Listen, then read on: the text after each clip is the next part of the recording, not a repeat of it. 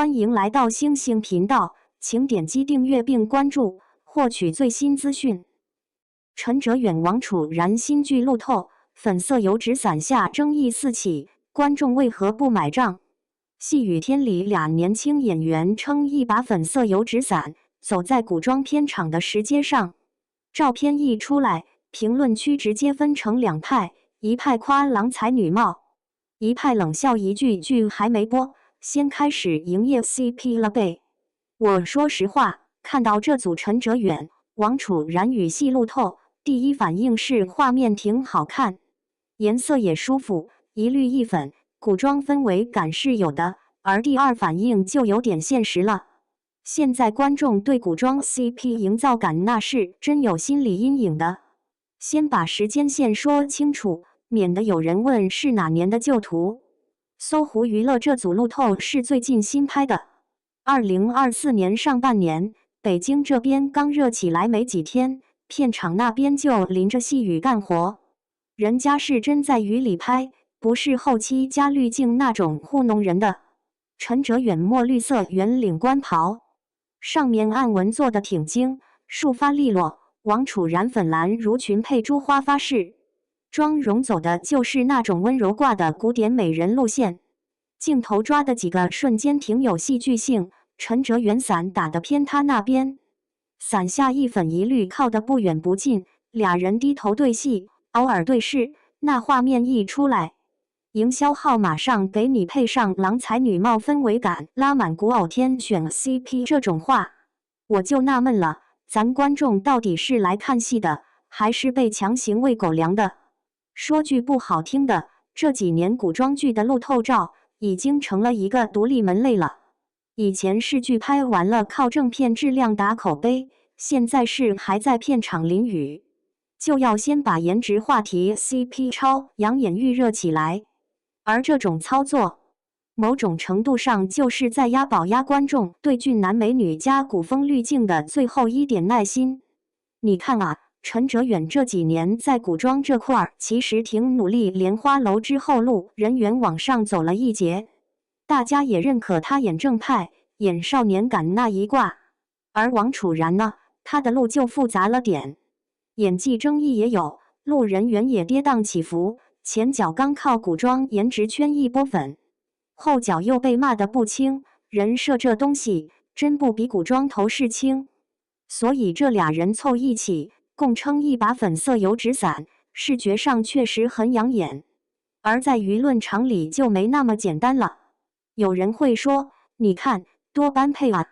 另一边也有人立马翻旧账，又来，这又是一轮先炒 CP 后看剧的老路数。我觉得吧，观众不怕磕 CP， 怕的是被当傻子耍。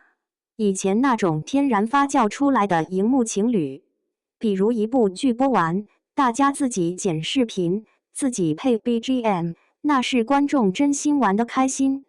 而现在很多路透一出，文案就写得倍儿用力，对视的那一刻，心动都要溢出屏幕了。这种逆位句子，你说不尴尬吗？更好玩的是，片场那头可能还真就是俩演员敬业对戏，人还在琢磨台词，结果外面营销号已经替他们铺好了30集情感走向，这种错位感特微妙。而话说回来，咱也得承认，演员本人在这套话术里有点被裹挟。你想啊，现在古装剧市场竞争激烈，一年排一堆同质化的项目，平台也焦虑，出品方也着急，宣发预算又砍来砍去，那怎么办？最省钱又见效的方式就是提早释放路透图，先抢占社交媒体的一块地盘。你别说，这招对一部分人还真管用。有的人刷到好看的路透，会习惯性点赞收藏，心里记一句好像不错，到时候看看，这就够了。剧方要的就是你这句到时候看看，等到真播的时候，哪怕你忘了一半，平台算法也会提醒你。嗨，您之前点赞过这个演员，要不要点进来瞄一眼？这就叫流量闭环。问题是，观众不是一次性的，前几年被神仙颜值古偶天花板骗得多了，慢慢也练出来火眼金睛，开始问行，你颜值是在线，那剧本呢？台词呢？逻辑呢？别到时候雨里走得挺美，剧情一上来全是幼儿园水平的权谋、恋爱脑，无意义误会。这点上，陈哲远这个路透对他也是个考验，因为他这几年凭几部作品，已经给自己立出能当男主、有少年感，也有点演技的印象了。如果新剧最后变成靠剪辑撑 CP， 靠滤镜撑质感，观众对他的好感也扛不住几轮消耗。而王楚然那边前期争议不少，他更需要一部能把角色立住、人物写活的戏。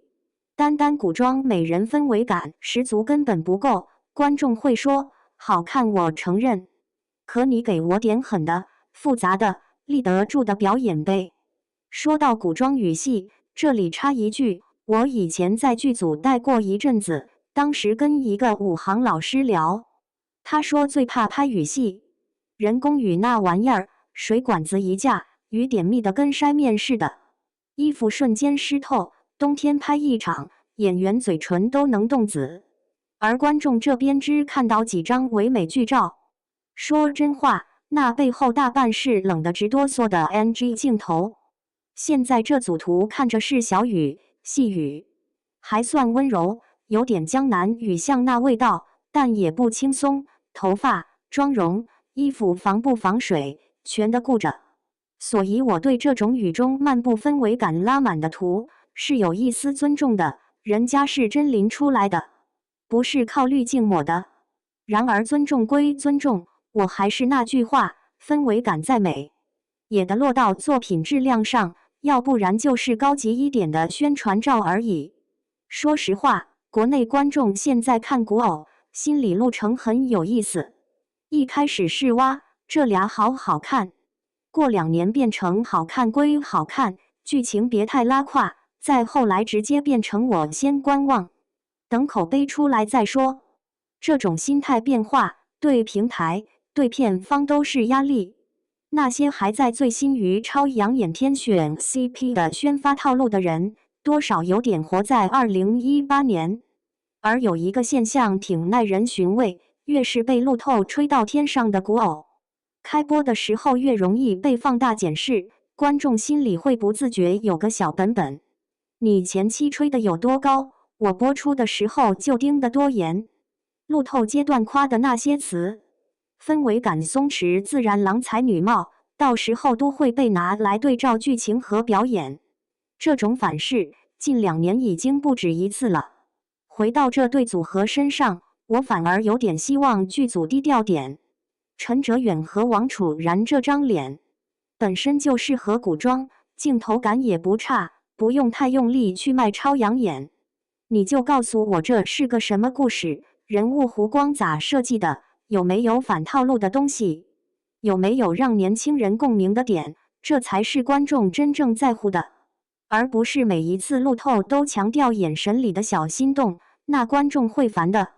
还有一个容易被忽视的点，就是古装美学本身这几年也被玩坏了。油纸伞、石阶、细雨、粉衣少女、青衣公子这一套组合拳已经出现过太多次。你要真想在这个套模板里走出点新意，那画面的氛围感只能排在第二。第一的是人物状态和情绪细节，比如同样撑伞，有的人演的是初见的悸动，有的是多年夫妻的默契，还有的可能是表面平静，内心翻江倒海。观众其实很敏感，一看就知道你是走过场，还是在演真东西。路透里的他们，表情算自然，眼神交流也不别扭，这是好事。而观众真正想知道的是，这些眼神到时候能不能撑住整个角色，而不是支撑起几张营业照。说到底，现在这个环境下，对演员也挺残酷。你不营业，怕被说不敬业、不懂宣传；你一营业，又被嘲没作品先炒糖。很多年轻演员就卡在这儿，左右都不讨好。只能说，真想长久一点，最靠谱的路还是把戏演好，把角色立住，把路透那点氛围感变成剧情里的真实情感，这样观众才会买账。颜值是门票，故事才是饭碗，这话哪年都好使。我看这组语系图，心里那点复杂情绪，大概就跟现在很多观众一样，一边觉得画面确实挺美，古风审美还没完全被整残，一边下意识拧紧眉头，默默加一句：行，先收下这把粉色油纸伞，真到开播那天，咱就看你们伞下讲的是个啥故事，别让大家又白期待一场雨，真是醉了。